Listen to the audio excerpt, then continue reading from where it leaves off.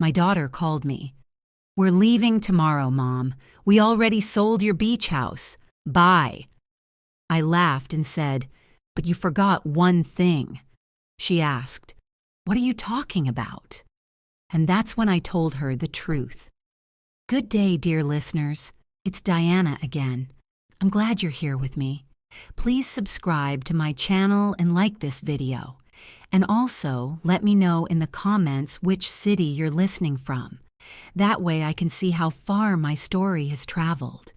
I used to think I was the kind of woman who couldn't be surprised anymore.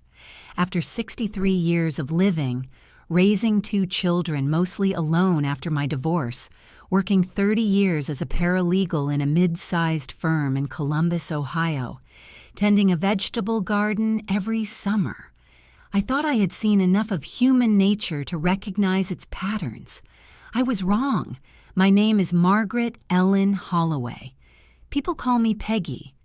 I live, or rather I lived at the time, in a modest 2-story house on Clover Street in Columbus, the same house I bought with my ex-husband Daniel in 1987 and kept in the divorce settlement of 2001. I also owned a small cabin outside of Granville, Ohio, about 40 minutes east. My father built it with his own hands in the 1,960 seconds. It sat on 2 acres of oak trees and a creek that ran cold even in July. I called it the cabin, but my children always called it the dacha, a word my mother, who was half Ukrainian, had used. It had passed to me when she died, and I had poured years of weekends into keeping it alive.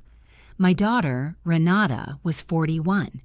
She had her father's sharp jaw and her grandmother's dark eyes, and she had always had a talent for making you feel that everything was already decided and that your opinion was a courtesy she extended only when it was convenient. She had married Kevin Marsh, a man who smiled too easily and listened too carefully, the way people do when they are calculating rather than caring. They lived in a suburb of Cleveland, in a house that was too large and too new, and they spent money in the easy, continuous way of people who have always believed more will come. My son, Paul, was 44, quiet and steady, living in Portland, Oregon, with his wife and 2 daughters. He called me every Sunday. He was not part of what came later. He was never part of anything like that. The first sign I should have noticed came 6 months before the phone call. Renata began visiting more than usual. Not with warmth. Renata's visits were rarely warm, but with a particular attentiveness that should have told me something. She helped me clean out the garage. She took photographs of the cabin interior during a weekend trip, saying she wanted to remember it for a project. She asked me, twice, in the careful voice of someone rehearsing, whether I had updated my will. I told her yes, I had. Everything was clearly documented. The second sign came from Kevin. He had always treated me politely and distantly, the way a man treats an obligation. But that winter, he began calling me himself. Calling, not texting. Asking about the cabin's property taxes, whether the deed was in my name alone, whether I had considered simplifying my assets as I got older. I remember telling him that my assets were perfectly uncomplicated and that I appreciated his concern. I did not appreciate his concern. Still, I told myself I was being unfair. Parents of adult children learn, or should learn, that their children develop lives, priorities, pressures that are invisible from the outside. Renata and Kevin had debt. I knew that without being told. The house in Cleveland, the cars, the private school for their son, Brody, it added up to a life that required constant financial oxygen. I was sympathetic. I kept being sympathetic for too long. The call came on a Thursday in March. I was in my kitchen, drinking coffee, watching the bird feeder in the yard. It was an ordinary morning with an ordinary gray sky, the kind of morning that asks nothing of you. My phone rang. Renata. "Mom," she said, and there was something behind her voice, a flatness, almost businesslike. "I need to tell you something. Kevin and I are leaving. We're moving to Arizona. We've decided." "That's quite a decision," I said. "When did this happen?" "We've been planning it for a while." A pause. "And Mom, we already sold the cabin. We needed to move quickly on the Arizona property, and the cabin covered the down payment. The closing was last week. We're leaving tomorrow. I just wanted to let you know." I set down my coffee cup very carefully. I remember the sound it made on the saucer, a small, precise sound. For a moment, I said nothing. And in that moment, something happened inside me that I can only describe as a door closing. Not with anger, not yet, but with a cold and absolute clarity. Because in that moment, I was not thinking about betrayal or grief or the oak trees or my mother's voice calling us in from the creek. I was thinking about one single fact. One thing Renata, in all her careful planning, had apparently forgotten. I laughed. It was a real laugh, short and quiet. "Renata," I said, "you forgot something." She paused. "What do you mean? What did I forget?"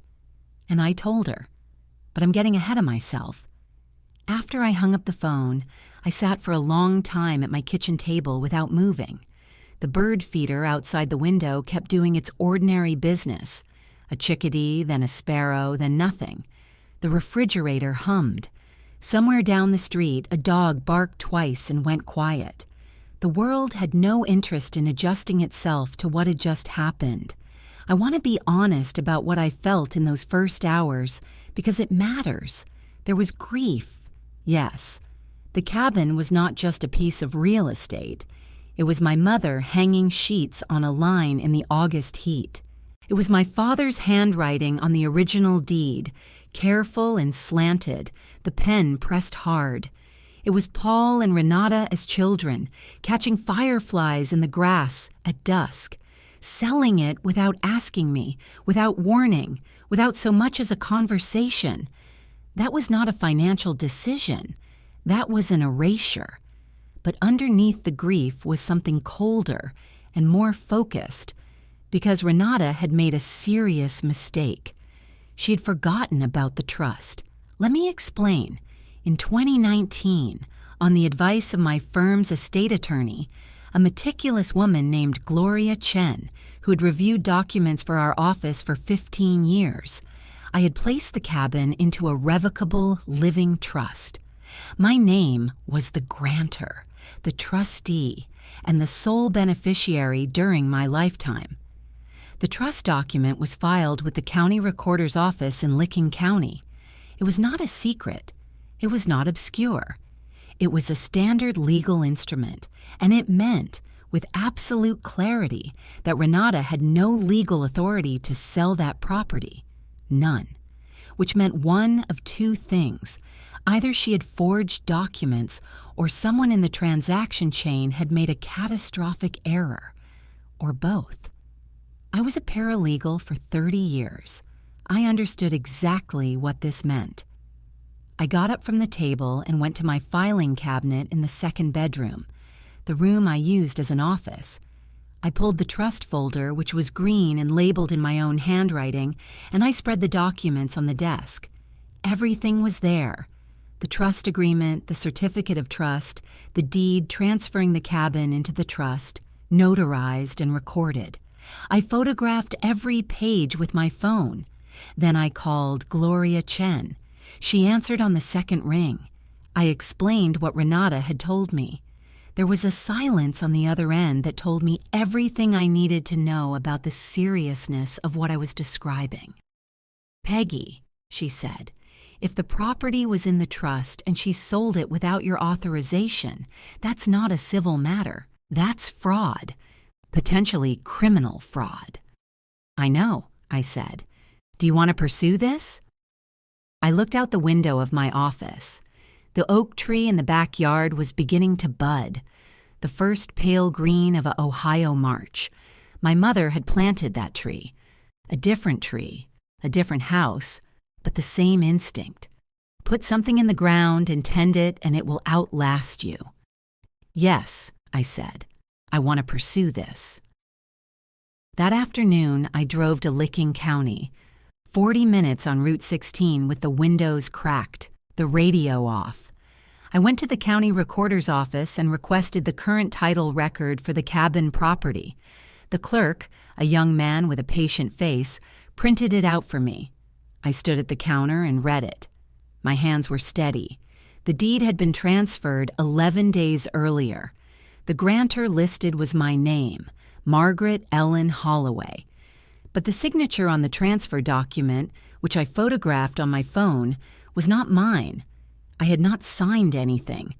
I had been in Columbus on the date listed, working from home, with a dentist appointment in the afternoon that I could document. Someone had signed my name on a legal document. To transfer property I owned. I drove home without stopping. I was not panicking. This surprised me a little. I had expected panic, or at least the trembling that comes when something terrible becomes real rather than theoretical. Instead, I felt the opposite. A narrowing, a focus, the particular calm that comes when you finally understand the shape of the problem in front of you. Renata had not simply been careless or greedy. She'd committed fraud. And Kevin, because I could not believe she had done this alone, Kevin had been part of it. By the time I pulled into my garage, I had the outline of a plan. Step 1, document everything. Step 2, say nothing to Renata or Kevin. Step 3, contact an attorney. Not just Gloria, who was an estate specialist, but a litigator.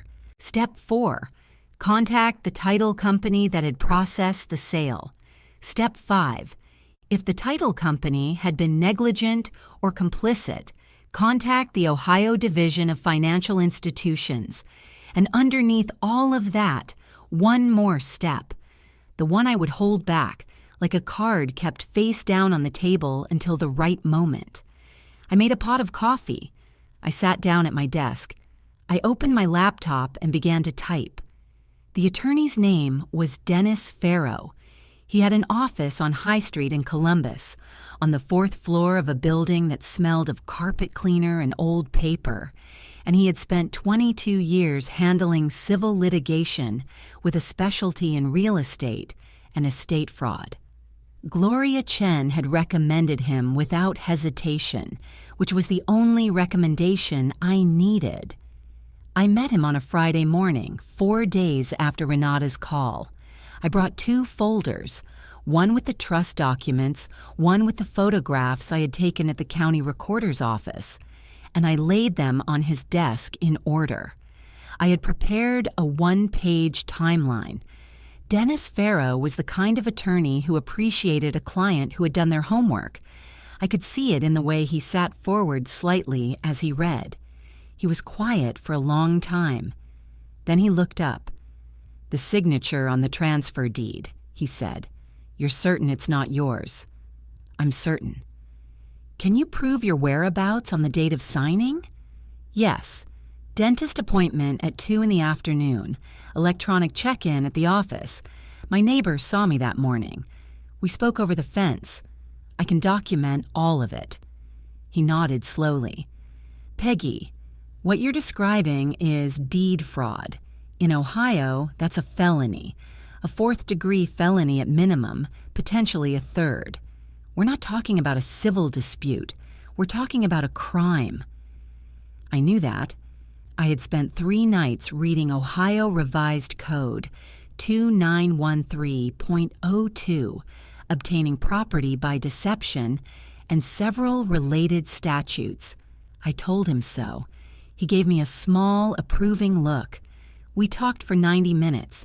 By the end of it, Dennis had a clear picture. We would send a formal demand letter to the buyer's title company, requesting the full transaction file under the grounds that the transferring deed contained a forged signature. We would simultaneously file a complaint with the Licking County Sheriff's Office documenting the fraud, and we would place a lis pendens, a notice of legal action, on the property, which would alert any future buyers or lenders that the title was in dispute. The lis pendens is important, Dennis said. It freezes the property. No one can sell it again or refinance against it until this is resolved. File it, I said. I signed the engagement letter and wrote the retainer check. Walking out onto High Street, I felt the cold March air on my face and something else, a sense of forward motion, of things now in motion that could not be stopped. I did not call Renata. I did not call Kevin. I said nothing.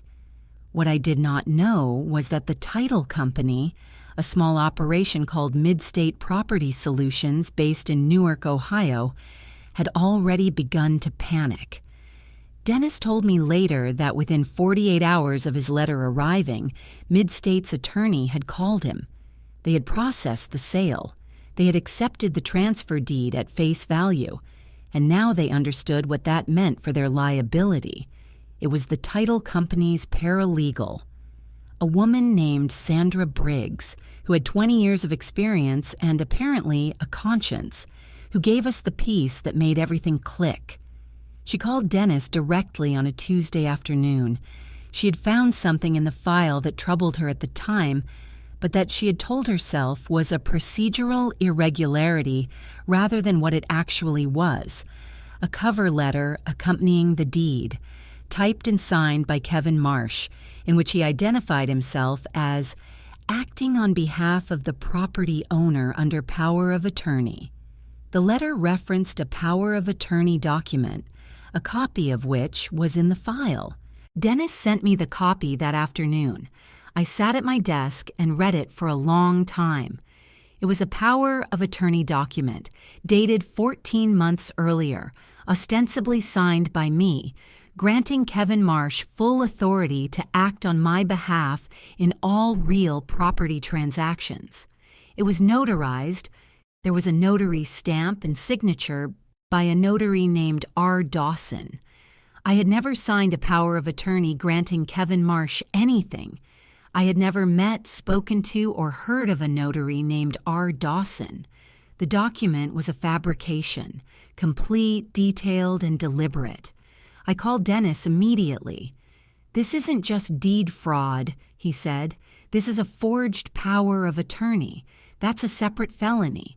And a notary who stamps a document without witnessing the signature, if that's what happened, has committed notarial misconduct, which is a third-degree misdemeanor at minimum, potentially criminal facilitation." I wrote down R. Dawson. I underlined it twice. That evening, I did something I had not done in years. I opened a bottle of wine, a good one, a Pinot Noir I had been saving, and I sat in my living room in the quiet, and I let myself feel the full weight of what my daughter and her husband had done, not just to my property, to my name, to my signature. They had borrowed my identity like a tool and used it without asking. Then I finished the glass, rinsed it, and went to bed. Tomorrow there was more work to do. The lease pendants was filed on a Wednesday. By Thursday evening, Renata called. I let the phone ring twice before I answered. I wanted those 2 rings. I wanted to be ready. Mom. Her voice was different now, stripped of the business-like flatness, replaced with something tighter. "I just got a call from Kevin. He says there's some kind of legal notice on the cabin, something about a dispute." "That's right," I said. A pause. "What does that mean?"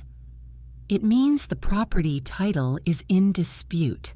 It means no one can sell it, refinance it, or transfer it again until the matter is resolved in court." Another pause. Longer this time. I could hear her breathing. "Mom, I don't understand why you're doing this. We needed that money. You know what kind of pressure we've been under. I thought you would understand." There it was. The first move. The appeal to sympathy, to family loyalty, to the idea that understanding and enabling are the same thing. I had expected it. I felt nothing in particular. "Renata," I said, "the cabin was in a trust. You didn't have the authority to sell it, and the power of attorney that was used to complete that transaction is not a document I ever signed." Silence. Real silence this time. "I don't know what you're talking about," she said, but the words came too slowly with too much space between them. "I think you do," I said.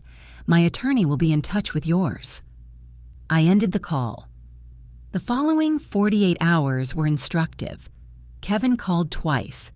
I did not answer. Then he left a voicemail. His tone was measured, but his words were not. He said I was blowing up the family over a piece of property, that I was being vindictive and irrational, that what they had done was done out of necessity, and that I would have agreed if they had just asked. That last sentence was remarkable in its honesty. He was admitting they had not asked. He was explaining why. They had known I would say no. Then came the visit. It was a Saturday afternoon. I was in the backyard turning over the vegetable beds when I heard the car in the driveway. Kevin came through the side gate. He was wearing a jacket that was too light for the weather, and his smile was the practiced version, the one he used when he needed something. He sat down on the porch steps, uninvited, and he talked for 20 minutes. He talked about family. He talked about their son Brody, who was 9 and loved his grandmother and would be confused and hurt by a legal fight. He talked about how the Arizona property was already under contract and that unwinding everything would be financially devastating. And then, at the end, his voice dropped into a different register. Quieter, harder. "Peggy," he said, "you need to think carefully about what you're starting. I have friends in the title industry. I know people at the county. If you push this, it won't just be us who gets hurt. Things come out in litigation, things about people's finances, their histories, things that are embarrassing." I looked at him for a long moment. "Are you threatening me, Kevin?" He smiled, the practiced version again. "I'm just being realistic." "I see," I said. "I'm going to ask you to leave my property now. If you come back without an invitation, I'll call the police." He stared at me for a moment, and I watched something move behind his eyes. Surprise, maybe, or the recalculation of a man who had assumed this would be easier than it was. Then he stood up, straightened his jacket, and walked back through the gate. I called Dennis that afternoon and reported the conversation verbatim. He told me to document it in writing immediately, with timestamps, and to consider installing a security camera on the porch, which I did the following day. What he said could be characterized as witness intimidation or obstruction, depending on context. Dennis said, "Keep documenting everything." I did. For the next several days, I gave myself something I had not allowed in weeks: rest. Not passivity. The legal machinery was running without me, but genuine rest.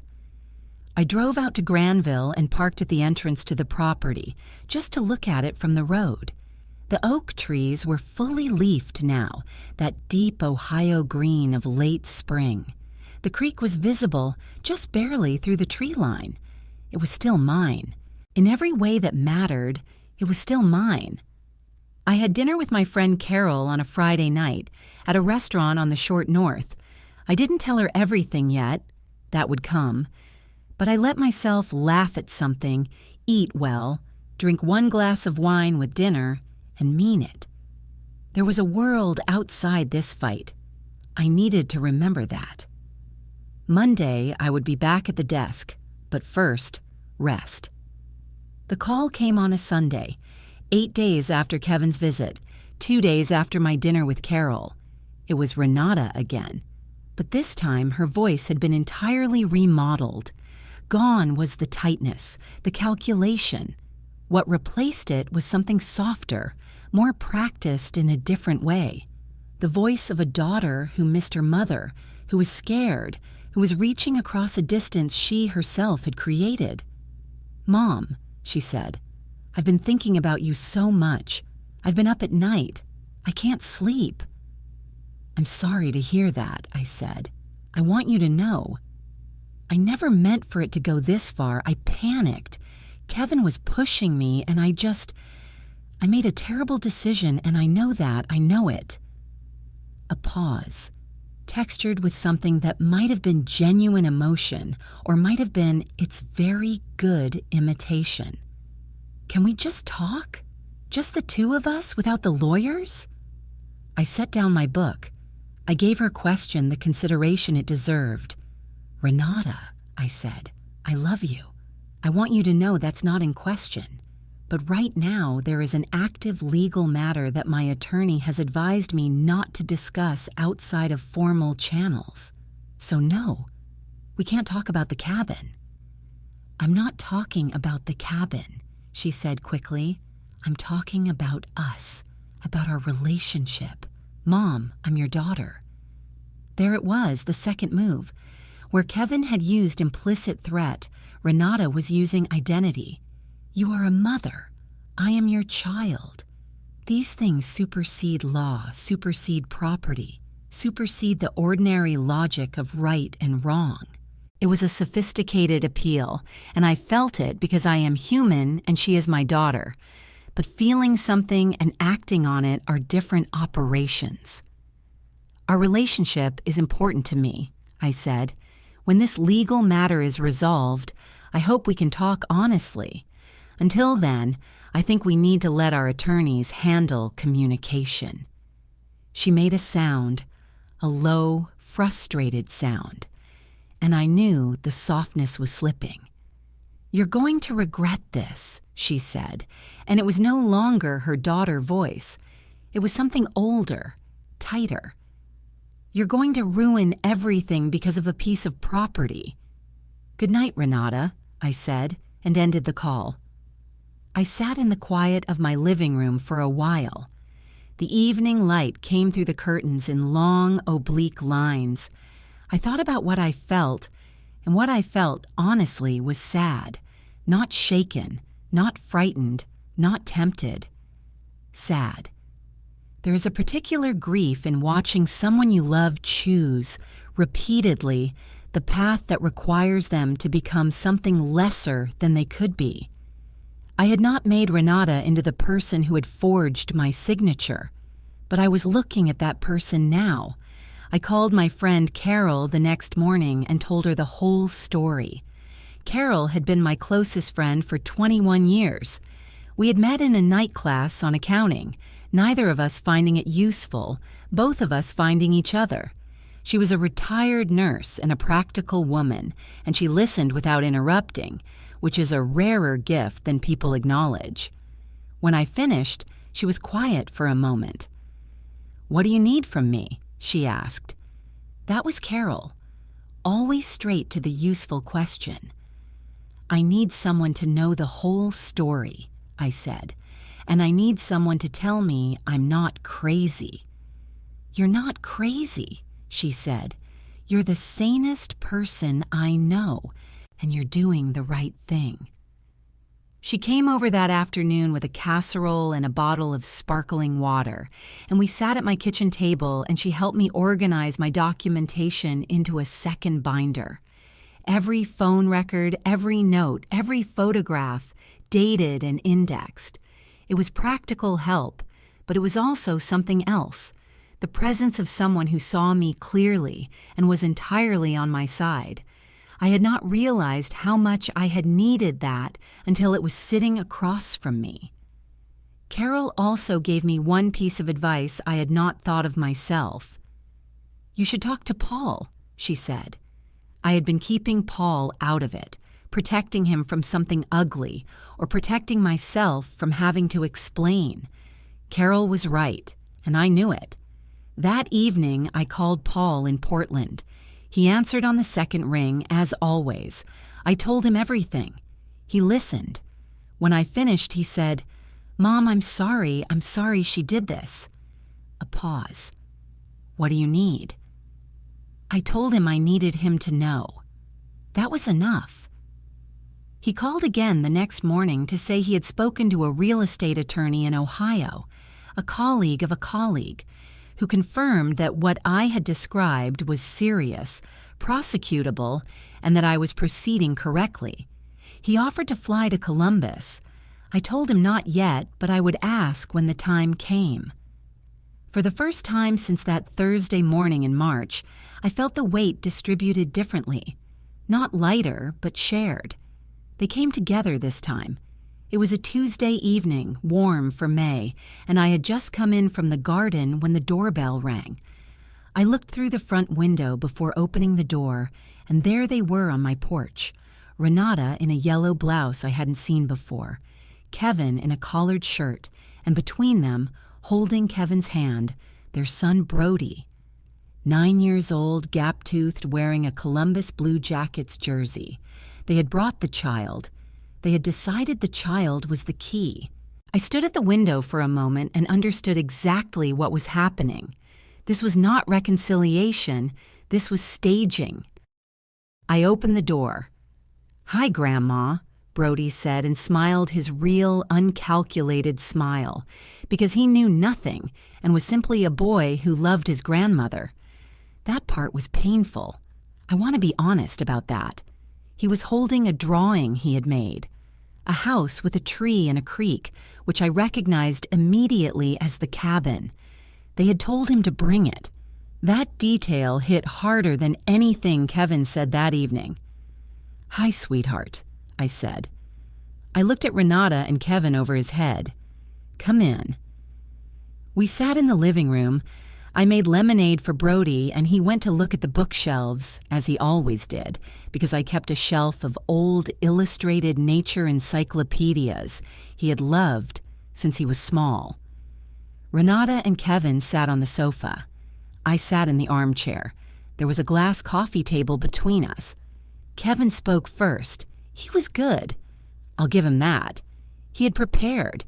He said he wanted to apologize. He said he had been under enormous financial pressure and had made a decision that was wrong, and that he took responsibility. He said he had spoken to an attorney, which I doubted, who had told him the whole matter could be resolved without court involvement if we reached a private settlement. The buyer of the cabin, he said, was willing to negotiate a buyback at the original price. The money was already in their new Arizona account. They would return it in full. "All we're asking," he said, "is that you drop the legal action and let us resolve this between family." Renata was looking at me with the same soft expression from the phone call. Her eyes moved to Brody at the bookshelves and back to me. The message was clear and wordless. "Look at your grandson. Is this worth it to him?" I looked at Brody. He was running his finger along the spine of a book about North American birds. He was entirely happy. He didn't know he was being used. And I thought, this is what they think of him. Not a child to protect, but a prop to deploy. That thought did not make me angry. It made me very, very clear. I looked back at Kevin. "Kevin," I said, "I have a few questions. The power of attorney document that was submitted to Mid-State Property Solutions, the one with my signature on it, did your attorney explain to you what the legal term for that document is?" Kevin's expression didn't change, but something behind it did. "I don't know what document you mean specifically." "I think you do. My attorney does.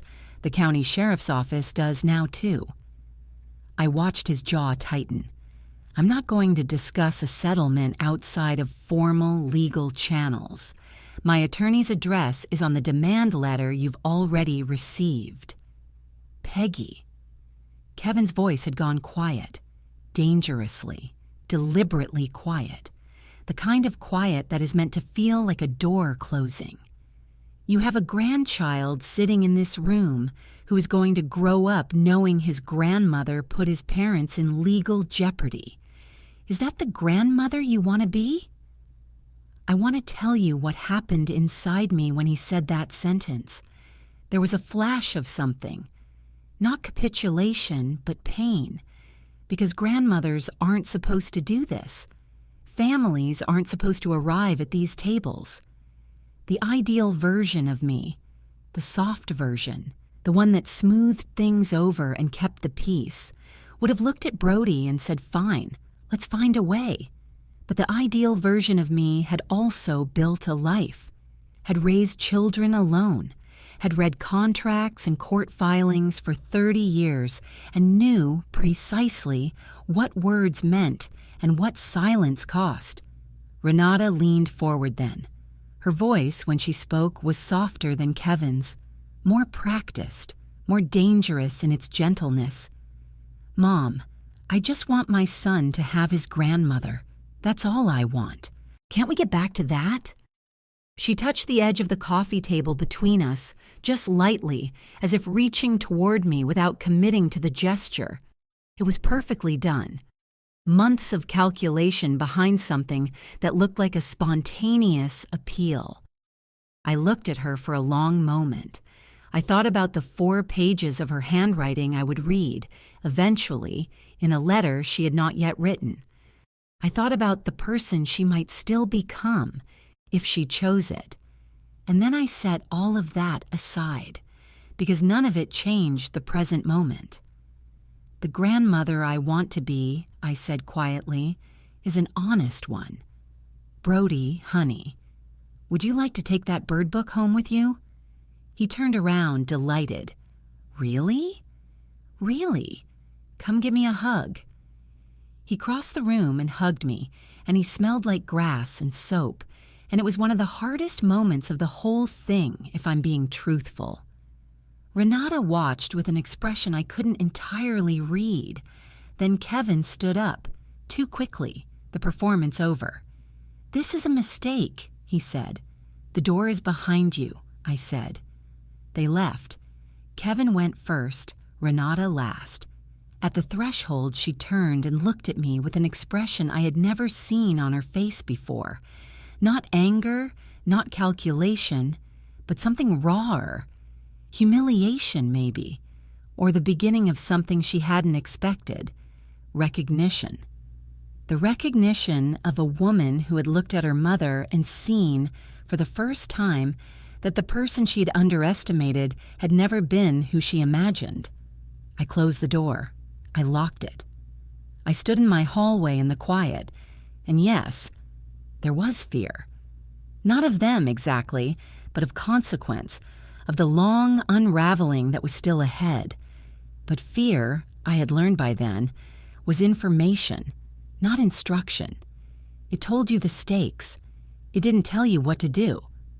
I went to my desk and wrote down everything that had been said, with times and quotes, and added it to the binder. Then I sat back and looked at the ceiling for a moment. Outside, their car started and pulled away. Inside, the house was mine, and quiet, and entirely intact. The hearing was on a Thursday in June, in a conference room at the Licking County Courthouse in Newark. It was not a trial, not yet. It was a preliminary civil hearing to determine whether the LIS pendants should be maintained and whether summary judgment on the deed transfer was appropriate given the documentary evidence. Dennis had prepared for 6 weeks. I had spent the previous evening reviewing every document in both binders, not because I needed to, but because I wanted to walk in knowing the shape of the thing completely. I had slept well, better than I had expected. I woke before my alarm, made coffee, and drove the 40 minutes to Newark in the early light with the radio off, which is how I think best. Renata and Kevin arrived with their attorney, a young man named Garrett Walsh, who had the tightly managed composure of someone working hard to look unworried. Renata was in a gray blazer. Kevin had shaved very close, as if precision of appearance could anchor something. They sat across the long conference table. Kevin looked at me when I came in. I looked back at him without expression and took my seat. The mediating attorney, a woman named Judge Harmon, who conducted preliminary proceedings for Licking County, ran a careful room. She was brisk and unhurried, which is a specific skill. Dennis presented first. He laid out the timeline.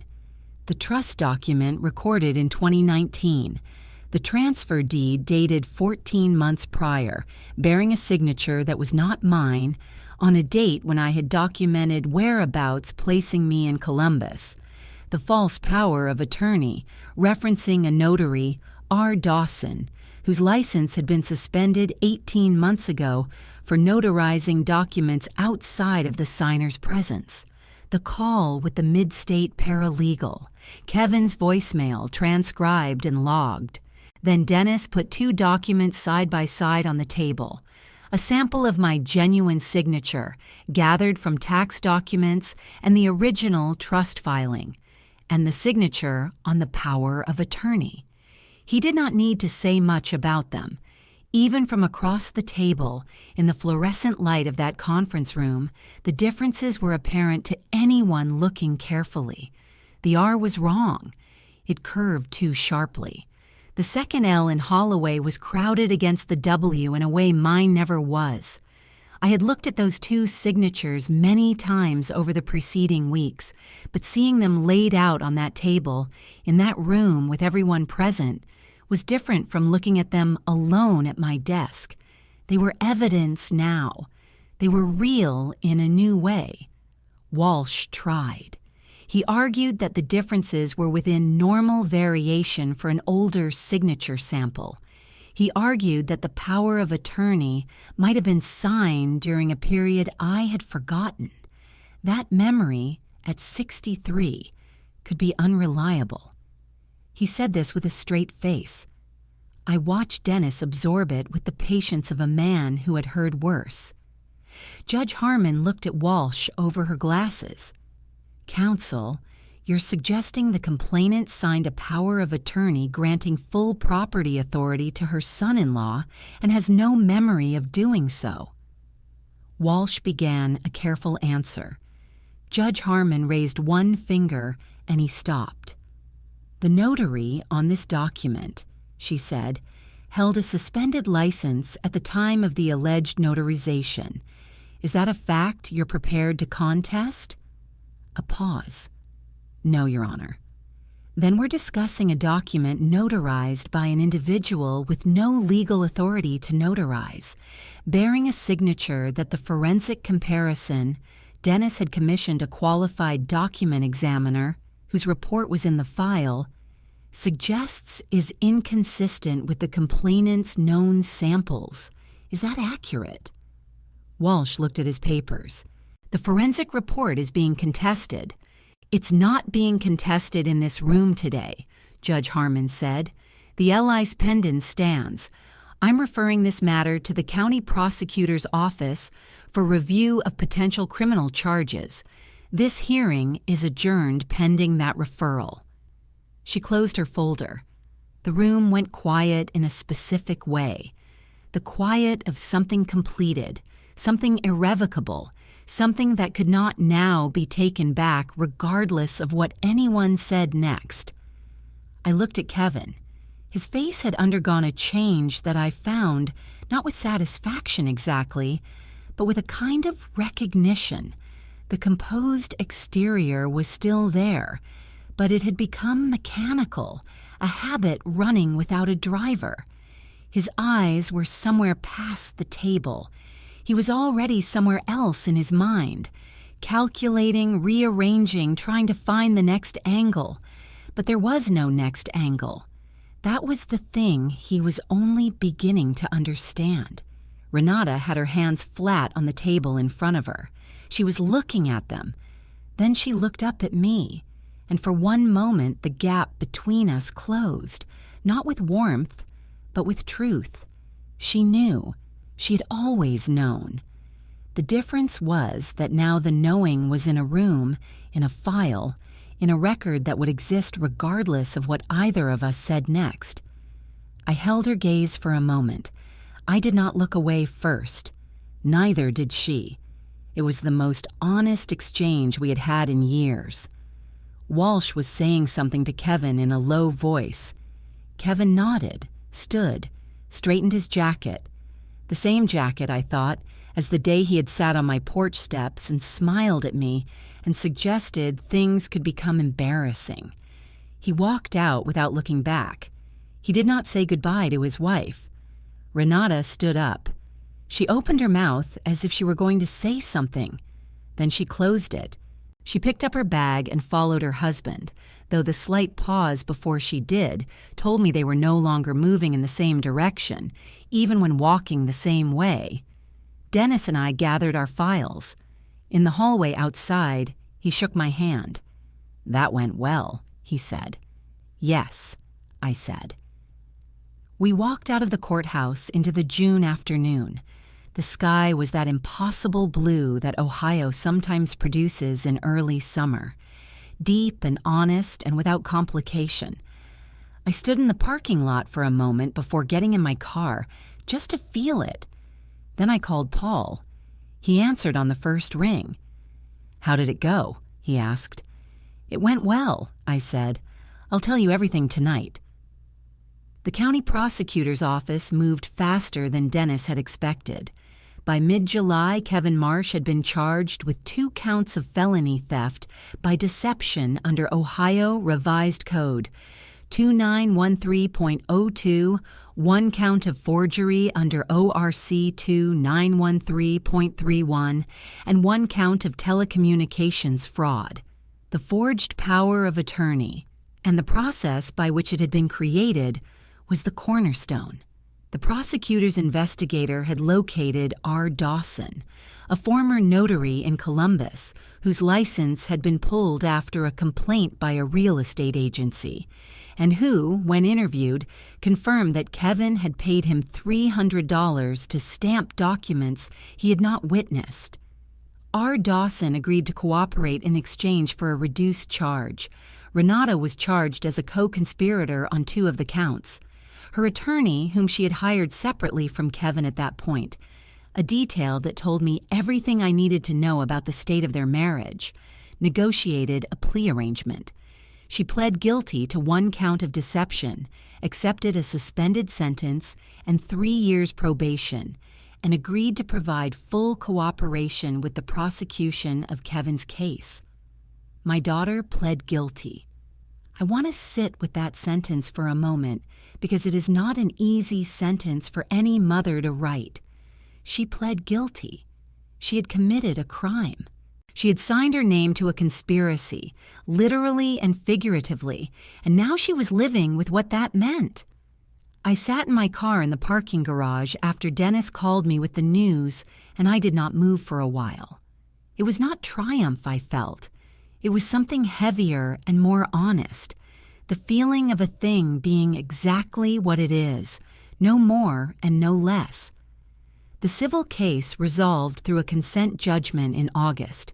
The sale of the cabin was voided, legally unwound as if it had never occurred.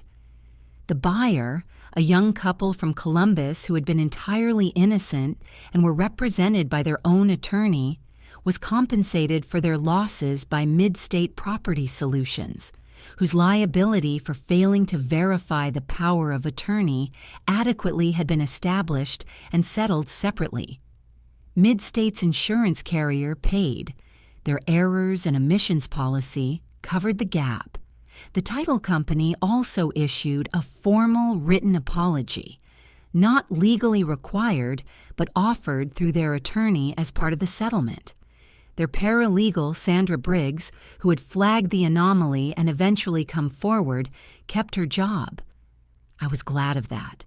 She had done the right thing when it was uncomfortable to do so, which is the only time doing the right thing is meaningful. The cabin came back to me. On a Saturday in late August, I drove out to Granville alone. I had the key in my jacket pocket, the same key I had kept for 30 years, on a hook by my kitchen door. The gravel lane through the oak trees was exactly as it had always been. I drove slowly. I wasn't in a hurry. I had spent months in a hurry. I could afford to be slow now. Inside, the cabin was as I had left it. The couple had been there for a few months, but they had been careful people. The furniture was in the same arrangement. The curtains I had sewn in 2009 were still on the windows. There was a coffee mug on the counter that wasn't mine, a small thing, almost touching in its ordinariness. Someone had lived here, briefly, in good faith. I put the mug in a box for donation. I walked through each room slowly, the way you walk through a place you thought you might never see again.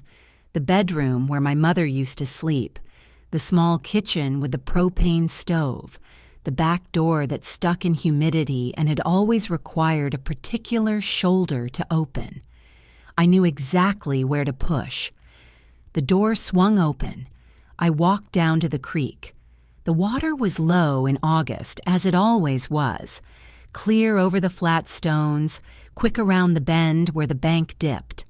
I had played here as a child. I had brought my children here. I had sat on this bank after my divorce and understood slowly that I was going to be all right. The creek did not know any of this. It just ran as it always had over the same stones, indifferent and faithful in equal measure. I sat down on the bank and I let myself cry, not from grief, or not entirely. It was more complex than that. I cried for the cabin, which I had gotten back. I cried for Renata, who was my daughter, and had done a terrible thing and was now living with its weight. I cried for Brody, who was 9 and had not chosen any of this, and who I hoped, very much, would grow up into a person his mother was trying to become.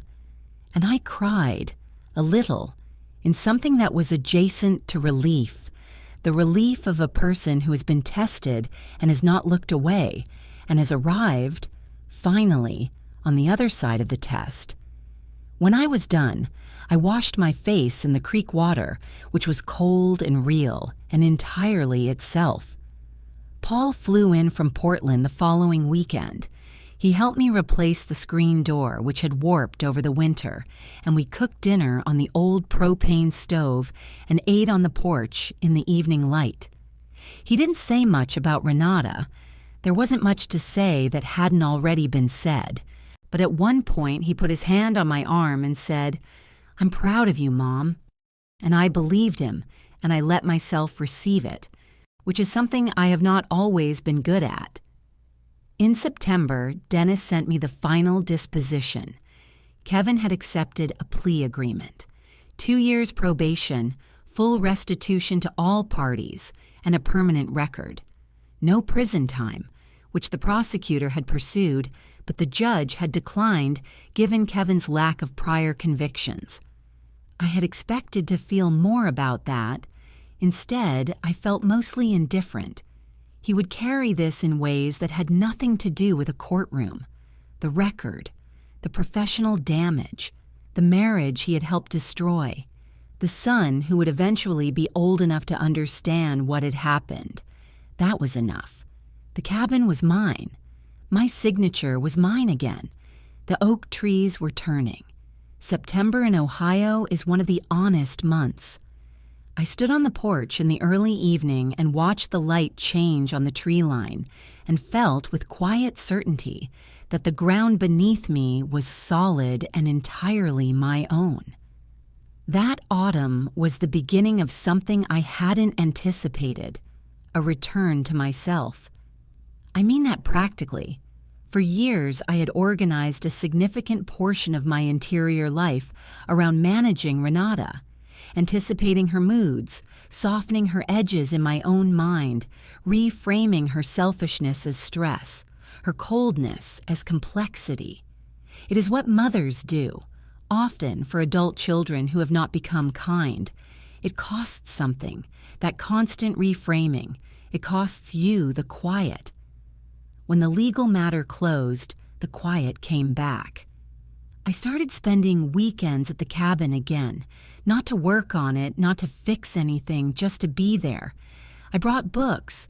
I brought Carol sometimes, who had taken up watercolor painting and who sat up at the picnic table and painted the creek while I read in the lawn chair beside her. We talked and were sometimes silent, and it was the specific happiness of a friendship that has been tested and has held. In October, I enrolled in a local history course at Ohio State's continuing education program, something I had been meaning to do for years. The course met on Wednesday evenings, and the other students were retired teachers, engineers, and one woman who had been a pediatric surgeon and was now learning things. She said, for no reason other than because they're interesting. I liked her immediately. I also began writing, not journaling, but writing the story of what had happened, carefully and precisely the way I had written memos for 30 years. I didn't know what I would do with it. I started writing it anyway. Paul called every Sunday, as always. We talked longer now, about his daughters, his work, things that had nothing to do with the last year. Our relationship, which had always been warm, became something richer. The relationship of two adults who had been through something difficult and come out still facing the same direction. Renata's life, I learned through occasional channels, had undergone its own accounting.